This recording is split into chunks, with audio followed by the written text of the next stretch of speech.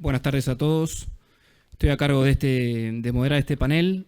Este panel va a estar integrado por dos disertantes, Pablo Talano y Etelvina Gesualdo.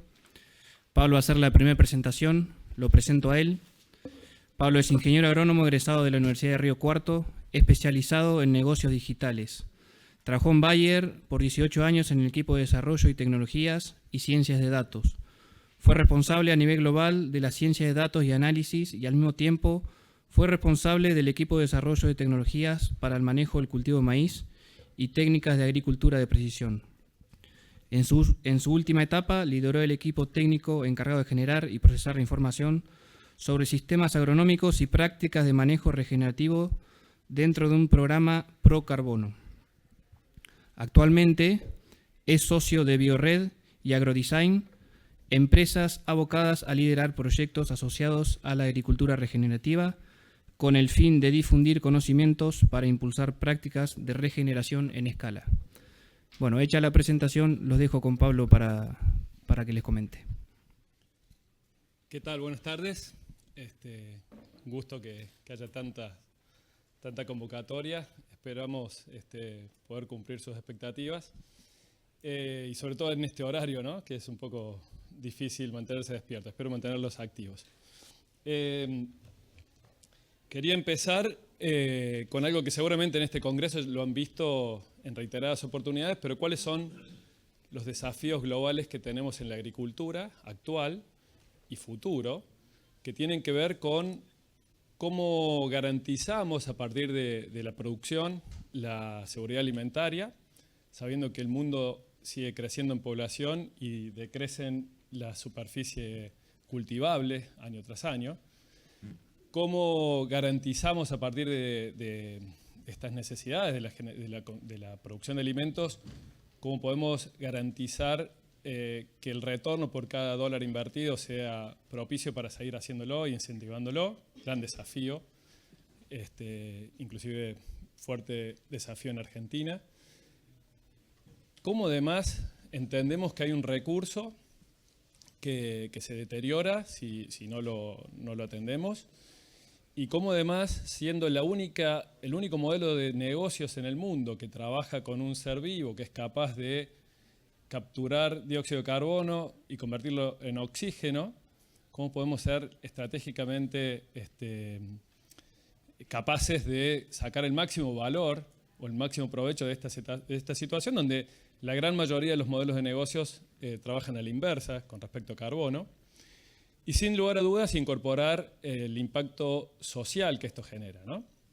Entonces voy a hacer mención de lo que nosotros en Biored, con mi socio Lucas Andrioni, siempre defendemos, que es qué concepto o qué definición podemos encontrar que se asocia a estas necesidades, a esta situación global, y lo encontramos en la definición de lo que es agricultura regenerativa, por ahí sobreutilizado quizás el término, pero si ustedes observan la definición de la agricultura regenerativa, trabaja en hablar de sistemas, palabra clave en este tema, sistemas que puedan incrementar la producción de alimentos, que puedan garantizar la rentabilidad del productor, que impulsen un desarrollo social y que genere beneficios directos al ambiente a través de la captura o el secuestro de carbono y el aumento de la biodiversidad.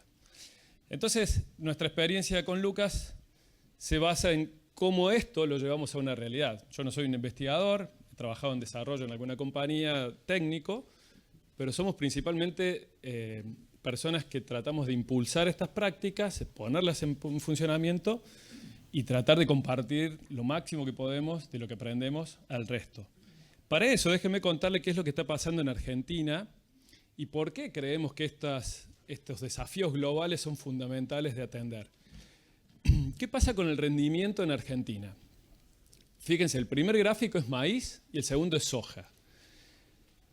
Tuvimos un crecimiento, veníamos en los años 90 de los híbridos de doble polinización en maíz. Perdonen, por ahí hablo un poco más de maíz porque fue lo que más trabajé en los últimos años, pero eran híbridos dobles, entran los híbridos simples, metemos biotecnología y hay un salto de 2 toneladas y media, casi 4 o 5 toneladas de promedio, y eso se sigue dando hasta el 95, que teníamos aumento año tras año, es un ratio de todos los años, aumento importante de rendimiento por cada año que ocurría. En los últimos 15 años, ese rendimiento incremental por año dado por la genética o por las tecnologías se ha detenido y está levemente en caída. Sabemos que hay muchas razones que explican esto, pero déjenme que profundice un poquito más en la segunda parte de los desafíos que tenemos, que tienen que ver con nos estamos quedando cortos con algunos insumos, nos estamos quedando cortos con la aplicación de algunas tecnologías, y este gráfico, el primero, dice que en los últimos 5 años hemos incrementado un 65% el uso de fertilizantes en Argentina.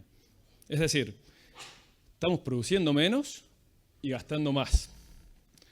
Que hay un 5% de aumento todos los años en el uso de fitosanitarios. Producimos menos, gastamos más fitosanitarios, más fertilizantes y producimos menos. O sea que el segundo desafío, que es el impacto o la rentabilidad del negocio, se está viendo comprometida. También hay un trabajo que habla del yield gap o las brechas de rendimiento, que hablan de que nosotros con los recursos que disponemos en Argentina, haciendo un buen tratamiento de ellos, deberíamos aumentar esta producción cerca de un 47% en maíz y un 37% en soja. O sea que, sin lugar a dudas, tenemos una oportunidad de esta situación revertirla. Obviamente que es un desafío, ¿no? Si sigo, puedo mostrarle qué es lo que está pasando con uno de los recursos claves para la producción, que es el carbono. Y esta es una imagen de APRESID, del mapa de carbono. Y lo que ustedes pueden ver, en términos generales y en promedio, es que Argentina ha perdido un 50% de la materia orgánica en los suelos en los últimos años agrícolas. Bueno, en su ciclo agrícola, comparándolo con sistemas prístinos. Que hemos perdido fósforo, y hay líneas trazadas en la Ruta 9, claramente de que la sojización, el mayor uso de soja en esos cultivos, han deteriorado los suelos a niveles químicos ya, y hemos perdido cerca de 5 partes por millón de fósforo soluble promedio en el país. Y seguimos en estos tiempos con un enorme problema de erosión, no solo la hídrica, sino la eólica, que es una amenaza muy importante en el suelo. Estos son datos concretos y reales. Se recuerdan que había 4 desafíos. Uno era alimentar el mundo o generar alimentos. Bueno, estamos cayendo en producción. Si vemos la rentabilidad, estamos cayendo en rentabilidad porque para producir menos estamos gastando más. Y además tenemos un deterioro, al menos con 3 o 4 variables que puedo traerles aquí, de los recursos. Y el impacto social. Esto es algo que también es común escucharlo en estos seminarios, seguramente hay muchos, pero el consumidor quiere saber qué consume. Ya no importa cuánto, sino qué y cómo se produce. Eso es una demanda que la tenemos que atender. Estamos poblando de tecnologías los campos, cosa que es muy saludable, pero no sé si estamos preparando a las personas en forma correcta para poder atender esas tecnologías. Y ahí hay algo que seguramente podemos trabajar. Y sin lugar a dudas, hay un enorme potencial de incorporar nuevas tecnologías, la inteligencia artificial, el trabajo de redes, mucho más importante que el que tenemos actualmente. Entonces, bueno, no quiero transmitirle un mensaje negativo, pero claramente con los 4 desafíos que la agricultura tiene, tenemos una enorme oportunidad, para no hablarlo desde el lado negativo. Y una de las cosas que nosotros entendemos es que hay un círculo que nosotros podemos trabajar y que se ha convertido en un círculo vicioso para revertirlo en un círculo virtuoso. Y es bastante simple. En este caso creo que es una simplificación, pero claramente si yo entiendo mi ambiente de producción, si yo intensifico ciertas prácticas, si yo aumento la producción con esas prácticas, indudablemente eso va a generar más residuos.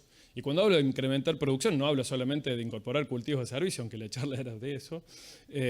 Estamos hablando de incrementar cada uno de los cultivos y maximizar el uso de los recursos de cada uno de los cultivos, sobre todo de renta, para poder obtener más rendimiento. Ese residuo va a generar más carbono, ese carbono va a generar una mayor biodiversidad. Entonces, el concepto que yo le quiero transmitir es que acá hay que tener una visión sistémica y que no hay una solución a atender esta situación, sino hay múltiples estrategias, y que estas estrategias pueden ser muy dinámicas. No necesariamente una solución nos va a resolver el problema. Y no necesariamente las que yo puse en este caso, que es atender un sistema, pueden llegar a ser permanentes, sino que pueden ser modificadas a medida que vamos aprendiendo o transgrediendo o pasando de una situación a otra. Sin lugar a dudas, la siembra directa, la intensificación de las rotaciones de cultivo, incorporar agricultura de precisión con todas las tecnologías que tenemos disponibles hoy. La agricultura de precisión, la inteligencia artificial, todo esto nos han permitido cambiar el píxel donde nosotros podemos intervenir. Entonces, es una enorme oportunidad poder incorporarla, no con tecnologías muy revolucionarias, sino con la misma tecnología aplicada a una escala mucho menor. Trabajar con genética, por supuesto, todo lo que es biotecnología y las semillas que hoy lo aplicamos sin lugar a dudas de una manera muy, muy importante en Argentina. Todo lo que se viene con la biología de los suelos. Hay productos biológicos todos los días nuevos en el mercado, interesantes para ir entendiéndolos. Trabajar con paisajes multifuncionales, y al final de mi presentación tengo un slide que ustedes van a poder ver que tiene que ver con cómo empiezo a entender las macroregiones y no solamente las microregiones en los lotes. Lo que tiene que ver con la protección de cultivos. Aquí hay varios stands de drones donde están bajando entre un 20 y un 30% de la dosis porque logran una mejor calidad de aplicaciones, como para dar un ejemplo. Pero hay nanotecnología, hay nuevas moléculas, hay un desafío enorme en esto. Los balances y fertilización de nutrientes también es parte de este sistema, y lo que yo voy a hacer ahora es prestarle más atención a lo que son los cultivos de servicio y le voy a mostrar una experiencia de cultivos de servicio, que no es más que una herramienta. Lo pongo de esta manera porque es una herramienta de un conjunto de herramientas y prácticas que deberíamos aplicar. Con Lucas siempre, bueno, le robo esta foto a Lucas, siempre decimos, si nosotros tuviésemos que elegir en qué suelo cultivar, como no van a poder responderme, seguramente ustedes van a elegir el número 1, ¿no? Que es aquel suelo que tiene más porosidad, tiene más residuos. Bueno, quiero decirle que la mayoría de los suelos en Argentina están más parecidos al 3, entre el 2 y el 3, pero se habla que un 70% de los suelos están mucho más parecidos al 3 que al 2 y al 1. Entonces, esa es una situación real, hay un deterioro ya no solamente químico, sino físico de los suelos. Y este es un trabajo que supe hacer en mi trabajo anterior, que es básicamente entender que estos procesos no pasan de un día para el otro, son procesos largos, se consideran que para reconstituir el daño que yo puedo haber generado se necesitan 7 años. O sea que por cada año que yo deterioro necesito 7 veces o 7 años para recuperar el nivel de deterioro que yo genero. Y este es un caso muy concreto de un caso en Pergamino donde las curvas, el eje X es el carbono total, los años, y es la cantidad de carbono que yo incorporo con una rotación maíz-soja, que son los puntos azules, y con una rotación maíz-soja más cultivos de servicio. Es decir, en este caso ustedes pueden ver que estoy casi duplicando la cantidad de carbono incorporado al sistema. Es un carbono que queda en el sistema. Pero eso no se ve inmediatamente en el resultado o en el suelo. O sea, yo voy a ir a hacer un análisis de suelo el año siguiente, no necesariamente lo voy a ver. Y como ven en el gráfico de mi izquierda, después del 5.º año, nosotros pudimos identificar en suelo una mejora sustancial en los contenidos de materia orgánica en el suelo. Es decir, cada uno de los trabajos que nosotros hacemos, lamentablemente, la realidad nos marca que son trabajos que necesitan tiempo y que necesitan sobre todo un tiempo para evaluarlo, pero que necesitan consistencia y permanencia, y ese es el mayor desafío que tenemos con estas prácticas. Cuando me invitaron a la charla decía cultivos de cobertura, ya estaba puesto el título, pero a mí no me gusta hablar de cultivos de cobertura porque en realidad lo que nosotros estamos ofreciendo con estos cultivos son servicios, y uno de esos servicios es la cobertura. Puede ser para lugares donde se vuela, lugares donde tengo problemas de erosión eórica o hídrica, pero aquí yo nombro casi 13 usos que podemos darle a los cultivos de servicio. Hay algunos que se usan para desalinizar suelos, otros para consumir agua de la napa, controlar malezas, por supuesto controlar erosión eólica. De hecho, la mayor cantidad de hectáreas de cultivos de servicios en Argentina se da en el sur de Córdoba, sur de Córdoba, que son lugares donde hay mucha arena y donde volaban, y era la única alternativa para que en el invierno los alambrados no estén tapados de rastrojos. Bueno, de ahí fueron las principales, hoy siguen siendo las principales superficies cubiertas con centeno o con centeno más vicia en esos lugares. Ahora les cuento la experiencia de Montehermoso. Montehermoso es un campo en La Boulage, donde, bueno, nos propusimos, en realidad acá estoy hablando más del trabajo que hizo Lucas en su tiempo, yo me acoplé con él en los últimos años, pero en su momento, hace ya 15 años que están trabajando con esta metodología, que son los resultados que les voy a mostrar, y tiene que ver con un proceso principalmente de aprendizaje y un proceso en donde el objetivo siempre fue maximizar rendimientos, estabilizarlos y obviamente que todo el impacto de los cultivos de servicios y la intensificación de los sistemas se generen en el suelo y me den estabilidad y proyección en el tiempo. Fíjense lo que pasó desde el año 16 al 23, donde hay datos. Estos son campos reales, o sea, estamos hablando de 1.200 hectáreas, no, me equivoco, 1.600 hectáreas. Así que son campos y datos reales de producción, en donde desde el 2016, cada 2 años se tomó el ejercicio de hacer algunos muestros de suelo y encontramos que hemos aumentado casi 0,2% de materia orgánica, que parece poco, pero es un montón. Y lo que sí podemos ver más rápidamente es el incremento de la materia orgánica joven, que es esa brosa que nosotros encontramos en el suelo, que es muy buena para entregar nutrientes en el corto plazo, es muy buena para mejorar la infiltración. Eso casi que se duplicó, subió el 50% en un periodo de 7 años. Y es algo que, ahora adaptado un poco con las tecnologías de APRESID, recomendamos hacer. Es más fácil encontrar la materia orgánica no particulada, los resultados en el corto plazo, y ustedes pueden hacer un seguimiento si las prácticas van en esa dirección, que por ahí la materia orgánica asociada a los minerales, que es más difícil de encontrar o necesitan más tiempo para poder encontrarlo. ¿Qué pasa con los fertilizantes sintéticos? Bueno, esta acumulación permanente de estos residuos van generando una mayor disponibilidad de nitratos en el suelo. Y eso, como ustedes saben, la dinámica del nitrato, que tiene sus vaivenes, tiene mucha dependencia con la temperatura y el agua. En los primeros años, que es este gráfico de acá,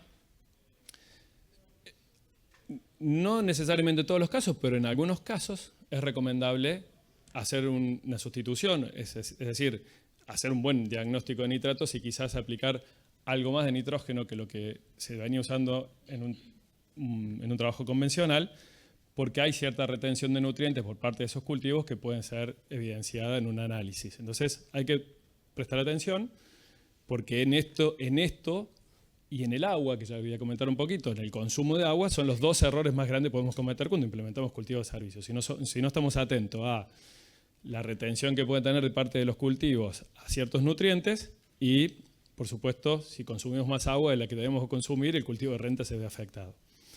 Y con respecto al fósforo, este campo venía trabajando con dosis de reposición y aún así venía en el fósforo disponible cayendo año tras año. Lo que pasó es que la estrategia en el 2020 fue no usar más el fósforo boleado sobre los rastrojos, sino incorporarlos en los cultivos de servicio, en la línea con el cultivo de servicio. Y eso generó que el fósforo pasara a ser un fósforo biológico, donde los cultivos de servicio se potencian porque crecen mucho más y dejan más disponible después en Brady Curve cuando hacemos los análisis a las plantas. Entonces, con las mismas dosis mejoramos mucho la disponibilidad de ese fósforo. Con respecto a los rendimientos, que creo que este es el punto que termina hablando un poco de lo que es el margen bruto, ¿no? Lo que se propusieron en su momento, en el 2014-2015, el equipo de Lucas, fue aumentar y estabilizarlo. Y ustedes pueden ver en maíz que el primer año, bueno, casi que no hubo mayor diferencia, una pequeña diferencia el primero y el segundo año, y después se empiezan a diferenciar. Y si ustedes ven, el tercer año es, les diría, uno de los deltas más grandes, que es cuando fue un año de relativamente bajos rendimientos, pero que en los tratamientos convencionales o no aplicados con todo este proceso, acusó mucho mayor diferencia y la brecha fue mayor. Después lo que se logra es reducir el coeficiente de variación, es decir, entre año y año tengo una menor variabilidad y rendimientos más altos. Esto es evidencia pura y claramente estamos hablando de casi un 20% más de rendimiento en los 10 años evaluados. Es decir, los primeros años, como ustedes pueden ver, fueron casi neutro en maíz y después se estabiliza y hay un 20% de rendimiento más todos los años, más el beneficio que les comenté de... perdón, voy a volver para atrás. Cuando nosotros hacemos la cuenta de la cantidad de urea que terminamos de usar en los últimos años, en promedio, perdón, en los 10 años, hemos reducido en 71 kilos de urea o 70 kilos de urea por la mayor disponibilidad de nitrato. Como hacemos ajuste por nitrato, hemos reducido eso. Entonces, en soja, más o menos lo mismo, tenemos un rendimiento más alto y también un rendimiento con un coeficiente de variación menor. En márgenes brutos, y yo no puse la descripción para no sé, me parece más interesante ver los resultados, estamos hablando de un mayor rendimiento, casi un 20% en maíz, casi un 17-18% en soja, y con una reducción en el uso de urea, principalmente en el lote de maíz, lo cual lleva a que el margen bruto, en promedio en los 10 años, sea $220 más contra 113, descontados de ya el uso de la siembra, la semilla que usamos para los cultivos de servicios y los tratamientos específicos para los cultivos de servicios, que rondan entre 110 y 140 dólares. ¿Está? Bueno, este es un poco lo que les decía recién, más rendimiento de estabilidad, la rentabilidad mayor. Tenemos un suelo más saludable, estamos trabajando con cultivos de servicios multiespecies. Eso es muy interesante porque cuando hablamos de biodiversidad, cuando hablamos de sustentabilidad, hablamos de captura de carbono y de biodiversidad. Y la biodiversidad en gran parte la logramos con las multiespecies en los cultivos de servicio. Lamentablemente porque no tenemos demasiados cultivos de renta como para aplicar, aunque en estos casos, en este campo en particular, estamos incorporando algunos cultivos como camelina. Bueno, y todos los beneficios que medianamente les conté. ¿Cuáles son los desafíos para los cultivos de servicio? Bueno, especies, ¿no? Prácticamente no tenemos especies. Si ustedes van a los semilleros, le van a ofrecer vicia y centeno, y si ustedes encima le preguntan de qué vicia y qué centeno, algunos no saben ni siquiera qué vicia y qué centeno tienen disponible. Entonces, ahí hay un fuerte trabajo desde esa industria. En Brasil, yo tuve experiencia mucho en Brasil, hace 3 años existe un mix que tiene al menos 8 especies con distintos estratos, con plantas más altas, más bajas, con distintas plantas que se suben a otras para poder ser más eficientes. Realmente nos han sacado un montón de ventajas y venden mix de cultivos de servicio. Acá todavía seguimos vendiendo especies en particular y muchos productores hacen su semilla, lo cual perdemos un poco la capacidad, es decir, hacer mejor los cultivos de servicio. Piensen en lo que estamos invirtiendo y lo importante que es lograrlo. Lucas hace un tiempo está probando acá facelia, está probando lupino, ailino. Hay muchas especies que todavía podemos seguir incorporando y que en el mundo están disponibles y acá, porque el negocio todavía no tracciona, no está siendo muy atractivo. Incorporar nuevos cultivos para nosotros es una herramienta. Hay que tener cuidado de no hacer un nuevo cultivo como la camelina y la colza. Reiteradas veces pasa a ser un cultivo más de renta y rompemos con el principio de biodiversidad, ¿no?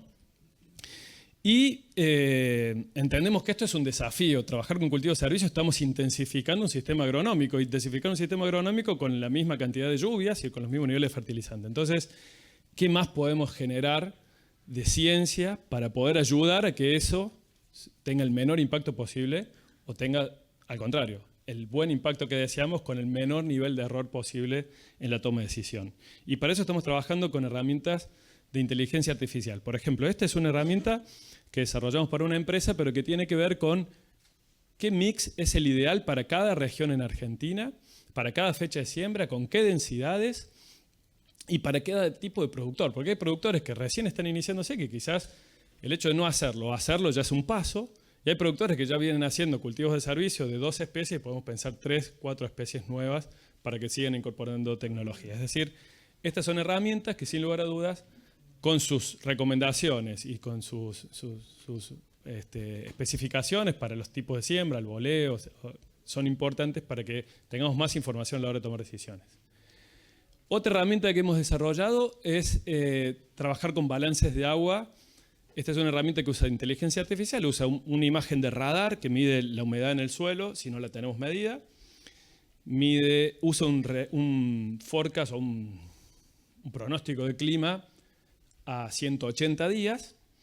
Entonces, va evaluando en función de los KC de las mezclas que yo trabajo, cuánto es el consumo de agua y cuándo, definido por ciertos umbrales, en este caso definimos el 40% del agua útil a los 60 centímetros, el cultivo de servicio consumió hasta ese lugar. Entonces, a partir de ese momento, lanzamos una alerta y le decimos al productor, el suelo se va a encontrar por debajo de la humedad establecida el 21 del 8, dentro de 2 semanas. Entonces, con esto lo que queremos evitar, y después, disculpen, después sigue el clima, el pronóstico subiendo, para entendiendo la fecha de siembra que yo tengo, la diferencia es entre la fecha que yo me establecí, cuántos son los milímetros que tengo que recuperar para cometer el menor error posible. Y esto es fundamental. Si trabajamos con intensificar sistemas agronómicos, tenemos que acompañarlos con tecnologías, con herramientas que provoquen los menos errores posibles, porque estamos exigiendo un poco más al sistema y tenemos que trabajar con un ajuste más detallado. En este caso, es la misma herramienta, pero simplificada la forma de visualizarlo. El lote 59, stop, no sigamos más. Los otros lotes todavía pueden seguir en carrera. Y por último, pues me tomé más tiempo porque creo que hay un disertante menos, así que me tomé unas atribuciones. ¿Qué más? ¿Qué más podemos pensar cuando hablamos de agricultura regenerativa? Y uno de los conceptos, y acá tengo mis colegas Lucas Garibaldi y Lucas Andrioni, es pensar la agricultura en paisajes. Es pensar cómo nosotros podemos romper los moldes de los lotes a utilizarlos siendo más eficiente a través de lo que la naturaleza definió, que son esos paisajes que tienen cierta homogeneidad. Entonces, si yo, y fíjense en la imagen del final, si yo identifico variables que me puedan caracterizar los paisajes, y esos paisajes establecer una estrategia de intensificación específica para cada uno de ellos, con el objetivo de lo que ya les hablé anteriormente, claramente tenemos una enorme oportunidad de mejorar la sustentabilidad y la productividad de esos sistemas. Y si a su vez le incorporamos en las áreas menos productivas corredores biológicos que nos aumenten la biodiversidad y la concentración de polinizadores que van a interactuar sobre los cultivos de renta, sin lugar a dudas estamos ante la posibilidad de hacer un equilibrio entre lo agronómico, entre el objetivo obviamente de renta que tiene la agricultura con la naturaleza, que nos permite ser mucho más sostenibles y nos permite un paso más hacia un camino de la sustentabilidad. Entonces, quería dejarles este mensaje porque los cultivos de cobertura, si bien tenemos muchísimo para crecer, siempre hay algo más a lo que tendremos que estar mirando, porque son oportunidades que ya están estudiadas y que son importantes de tener en cuenta. Bueno, con esto, muchas gracias. Después quedamos para preguntas.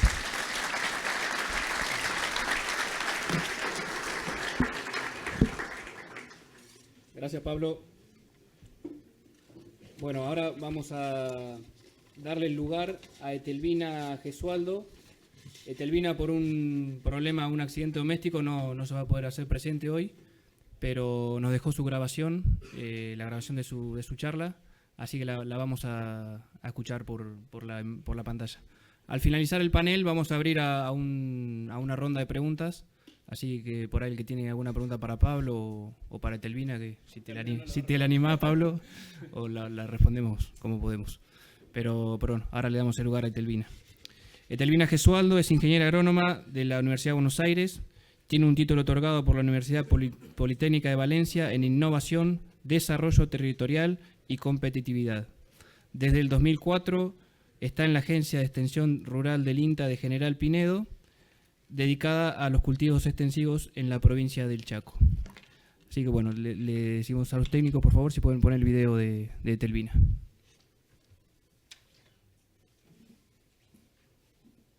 Bueno, buenas tardes, muy buenas tardes a todos. Yo soy la ingeniera agrónoma Etelvina Angélica Gesualdo, pertenezco a la Estación Experimental del INTA de Las Peñas, soy extensionista.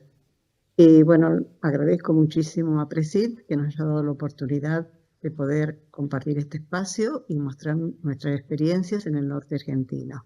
Lo que a mí me gustaría resaltar que este es un trabajo que llevamos en forma coordinada entre investigación y extensión. de la estación experimental del INTA Las Breñas. Así que en ese trabajo conjunto, ¿no es cierto?, en el campo de productores, tratamos de validar tecnologías que hayamos investigado en otros espacios. Así que bueno, me voy a dirigir a la presentación que he realizado para compartir en el día de hoy.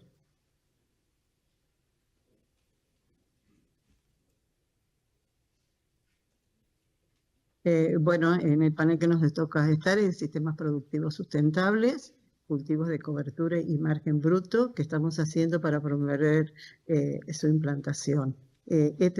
Nosotros estamos trabajando con muchos productores, pero bueno, este es un caso particular. Lo que voy a presentar es el trabajo hecho en campo de un productor para poder validar la tecnología que estamos generando en otros espacios. Este trabajo comenzó, como ya lo habrá dicho la ingeniera Verónica Sauer, en el año 2022 y lo llevamos hasta el día de hoy. Y bueno, en base al título, ¿qué estamos hoy nosotros analizando? Mirando el cultivo de cobertura para nuestra región, sabiendo las características propias de las regiones donde nosotros estamos, donde ya han sido descritas, ¿no es cierto?, las altas temperaturas que tenemos, las variabilidades climáticas, que no es fácil. Esto se desarrolla en la región de Charata, o sea, en la parte del NEA de nuestro país. Entonces nos tenemos que estar pensando qué hacemos hoy, pero siempre mirando a qué vamos a llegar a ser a futuro con nuestras tecnologías.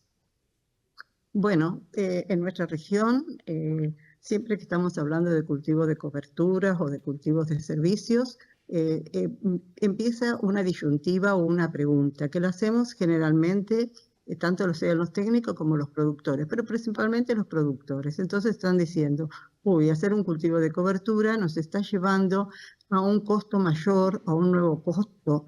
Es un costo, es un gasto lo que tenemos que hacer, cuando realmente vamos a llegar, ¿no es cierto?, a mirar esto ya no como un gasto ni como un costo, sino lo estamos mirando, lo vamos a tener que ir mirando como una inversión. ¿Y por qué lo tenemos que mirar como una inversión? Porque nuestra mayor responsabilidad es la de cuidar nuestro recurso principal, que es el suelo. Y acá ustedes verán al grupo de productores, a los técnicos también, donde nos hemos dado cuenta que en nuestra región no solamente nos alcanzaba con la siembra directa y la rotación, y a pesar de que la rotación haya tenido 50% de gramíneas y 50% de leguminosas, esto no alcanza y esto nos lleva a pérdidas, de esto que nosotros tenemos que cuidar, que es el suelo, o sea, nos lleva a la pérdida de la calidad de los suelos. Entonces nos hemos planteado, ya desde el año 2015, ¿qué más deberíamos hacer para que nuestros productores puedan conservar esto que es tan apreciado, que es el suelo? Y bueno, entonces nos planteamos en su momento alternativas, y una de las alternativas fue la implantación de cultivos de servicio. También, dadas las condiciones climáticas que atravesamos continuamente, a veces se hace difícil la implantación de estos cultivos de servicio en su época y en su momento. Entonces también se piensa y se está trabajando con lo que llamaríamos cultivos asociados, o sea, su siembra simultánea de ambos cultivos en el lote. Ahora, en la presentación del que yo voy a hacer del productor, es un productor netamente agrícola, pero sí estamos tratando de trabajar con otros productores utilizando los cultivos de servicio en un sistema mixto donde tengamos un único pastoreo de estos cultivos de servicio. Entonces volvemos a hacernos la misma pregunta. ¿Dónde están nuestros ingresos de los cultivos de servicio?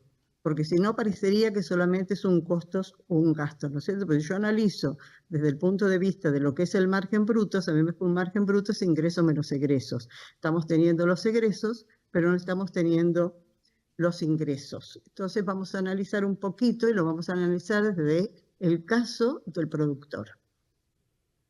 Bueno, yo para esto he puesto que analicemos un poquito los números y las 3 etapas que lleva la implantación de un cultivo de servicio. ¿Cierto? Nosotros salimos de un cultivo de cosecha, tenemos que transcurrir un tiempo para llegar a la implantación de un cultivo de servicio. En este caso particular del productor, este tramo, ¿no es cierto?, desde que terminó su última cosecha a llegar a la implantación de cultivos de servicio, él estuvo gastando tuvo un costo, perdón, de unos $55 por hectárea. Después viene la parte de implantación del cultivo de servicio. Para implantar el cultivo de servicio tuvimos diferentes tratamientos, como lo explicó la ingeniera Sauer anteriormente, y estos diferentes tratamientos en su implantación nos llevó un determinado costo, donde también tenemos que tener en cuenta el costo de la siembra. Entonces estuvimos entre un costo de $92 por tratamiento hasta $69. O sea que podríamos decir que esta etapa nos lleva alrededor de unos $80 promedio. Una vez que el cultivo de servicio ha llegado a su punto que debe ser secado y volver a llegar hasta el cultivo de renta, en este caso particular de este productor, tuvo un gasto de $45,47. Yo lo que quisiera aclarar es que estos precios son los precios de la región, son los números del productor y son todos precios sin IVA. Bueno, aquí yo hice, ¿no es cierto?, el costo desde cosecha y plantación de cultivo de renta en los diferentes tratamientos durante estas 3 etapas.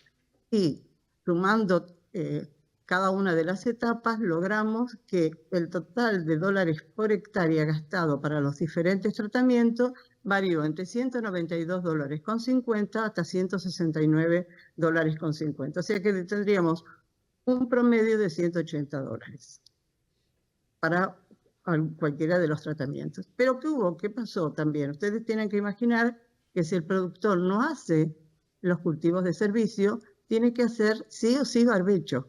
Entonces, en el barbecho, en este caso particular, se gastaron $128 por hectárea. Entonces, ¿cuál fue la inversión? Lo podríamos llamar inversión, lo podríamos llamar costo, después lo vamos a ver a cómo llamamos a esto.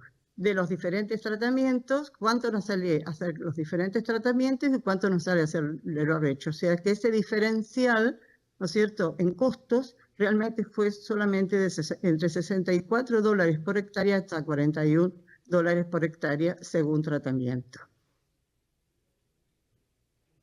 Y bueno, entonces como hoy dijimos anteriormente, que margen brutos, ingresos menos egresos, ¿dónde están realmente nuestros ingresos? Y nuestros ingresos tenemos que pensarlo que va a estar solamente en algo muy importante que es la salud del suelo. Entonces, para esto yo he dividido aquellas mejoras que vamos teniendo en el suelo en 2 partes, en tangibles e intangibles. ¿A quiénes llamé tangibles? Llamé tangibles aquellos que podemos medir, pero no solamente podemos medir, sino le podemos dar un valor económico. E intangibles aquellos que medimos, pero que todavía no le hemos podido dar un valor económico. Yo puse algunos, no todos los intangibles, tomé algunos, y de los tangibles sí están aquellos que realmente hemos encontrado en este productor mejoras en el suelo que hemos podido ponerle valor.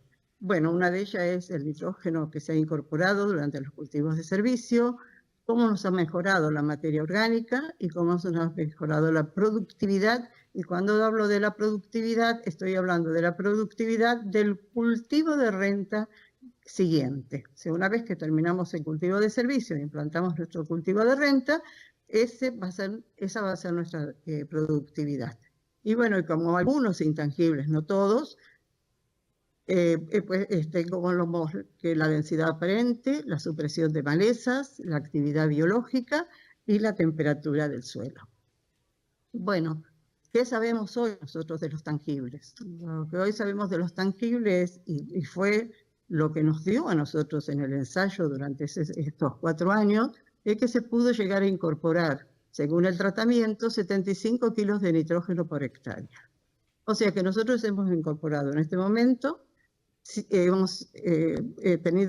tendríamos como ser el caso que tendríamos que haber incorporado 150 kilos de urea por hectárea. Si hoy tenemos una urea a $160 por hectárea, fíjense que comprar 150 kilos de urea hubiese sido un valor de $99. Si nosotros recordamos, como yo dije, que teníamos $64 de diferencial, Fíjese que con unos $35 nos ha quedado ya de beneficio por la incorporación de este nitrógeno. Aparte de ir a comprar el fertilizante e incorporarlos, también tenemos nuestras desventajas, como la emisión de gases de efecto invernadero, como puede ser la contaminación de las napas y otros que nos puede traer. Y no es lo mismo ir a hacer un cultivo y ya tener incorporado el fertilizante en el suelo, no que tener que ir a comprarlo. Así que ya tenemos un tangible medido. La materia orgánica, que en este caso particular, si ustedes observan, para nuestra región es muy importante, ¿no es cierto?, el trabajo de Saint Rosa, donde nos indica cómo la materia orgánica a través del tiempo en nuestra región ha bajado por las condiciones de mineralización de la misma.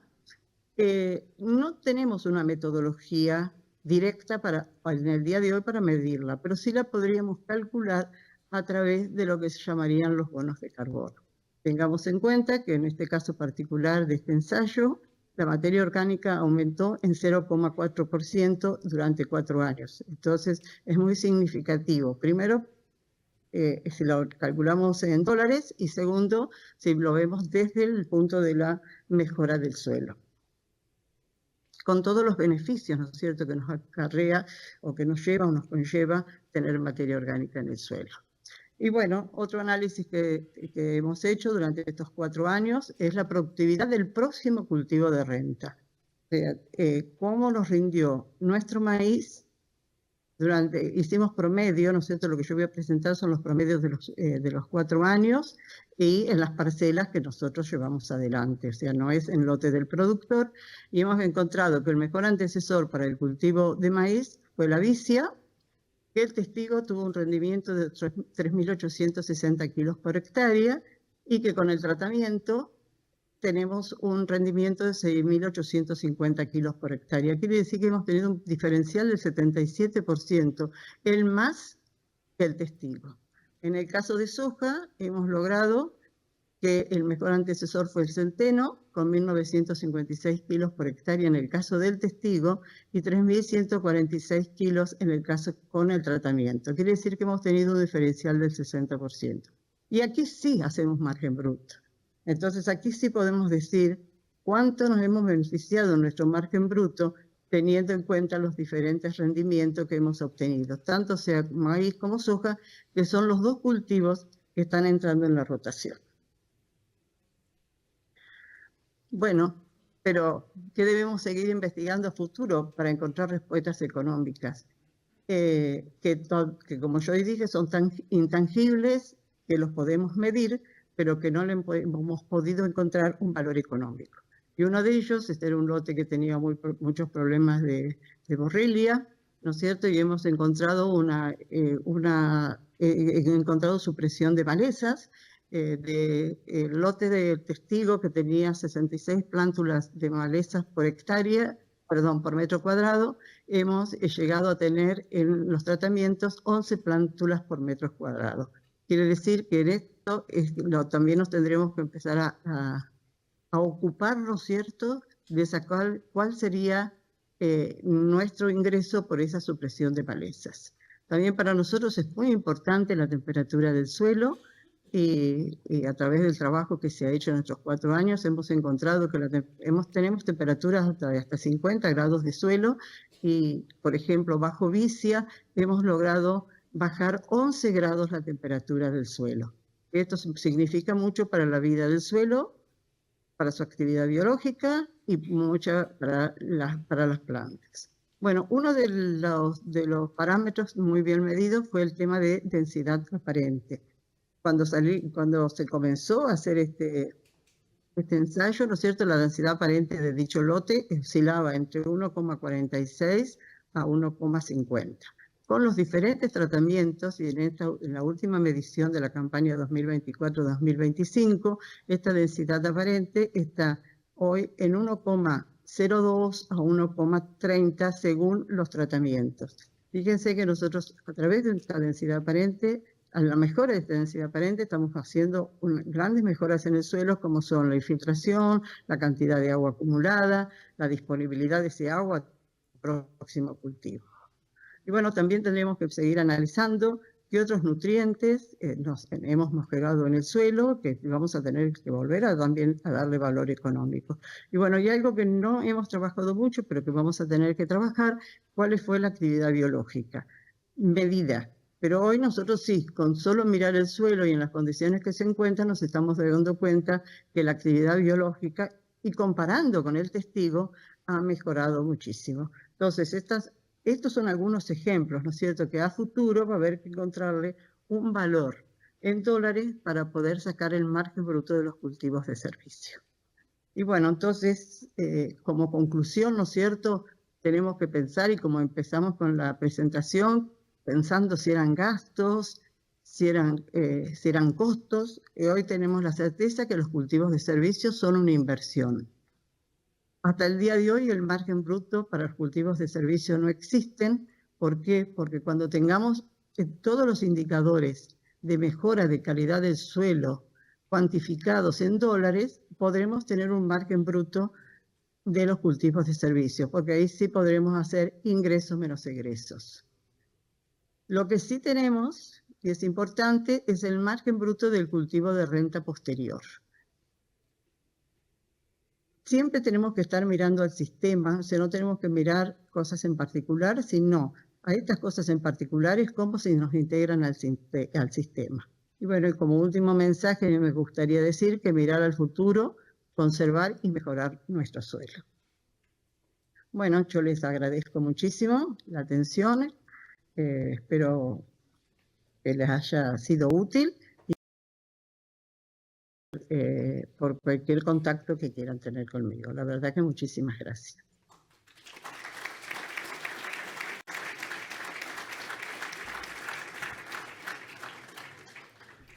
Bueno, agradecemos a Etelvina, ahí está su contacto por cualquier cosa. Y ahora vamos a abrir el micrófono a preguntas. Si hay alguna duda sobre la presentación de Pablo, está dispuesto a contestar.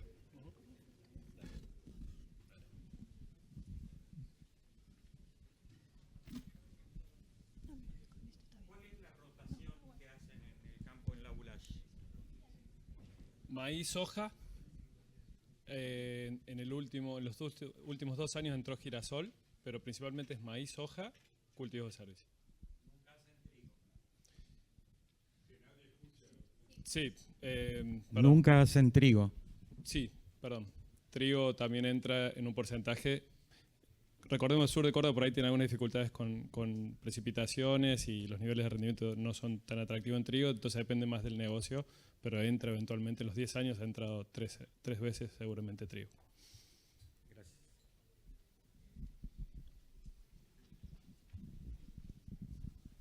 Bueno, buenas tardes. Mi pregunta es, ya sé que esto está más enfocado por ahí a soja y maíz, yo estoy más por el palo de la ganadería, no, así que por ahí sí mi pregunta es media tonta porque... No. Mi pregunta es, si se puede implementar los cultivos de servicio, por ejemplo, en cultivos de fina, por ejemplo, un trigo, y si se puede integrar, ¿de qué manera sería? A ver si entiendo la pregunta.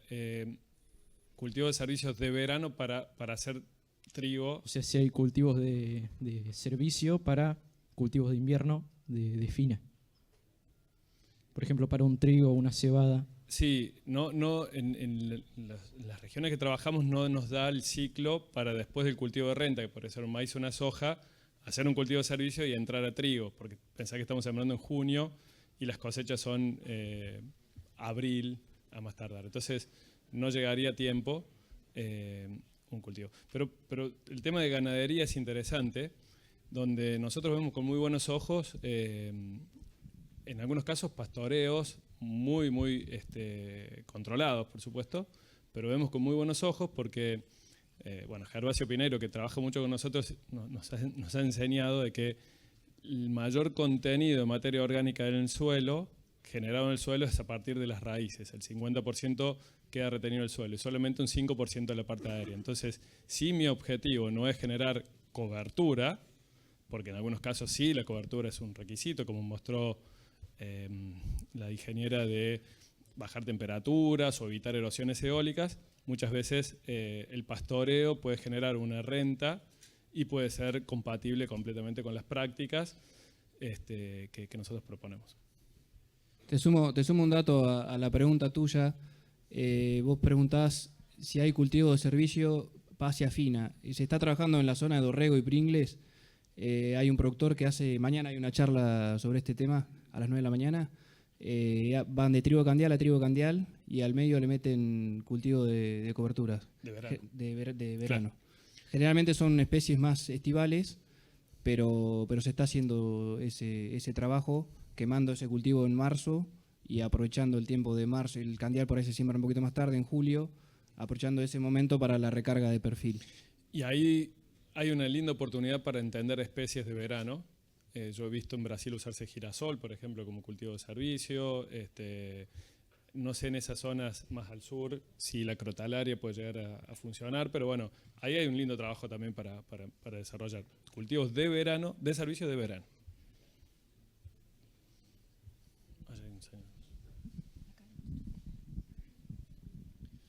¿Qué tal? Una consulta con respecto a maíz temprano. ¿Ves alguna alternativa al barbecho antecesor al maíz temprano? Y una más de maíz tardío, en cultivos de servicio del vicia y centeno, por ejemplo, o leguminosa y gramínea. ¿Cómo pensás vos la recomendación de fertilización de N? A ver, la primera te digo, una de las partes que omití en la presentación y en Biored con Lucas siempre le insistimos es diseño, planificación y manejo. Es posible que una vicia sea una muy buena herramienta para un cultivo de maíz temprano, pero no creo que sean todos los años y no creo que en todos los lotes por el tiempo que tenés que tener entre la cosecha y la terminación del cultivo.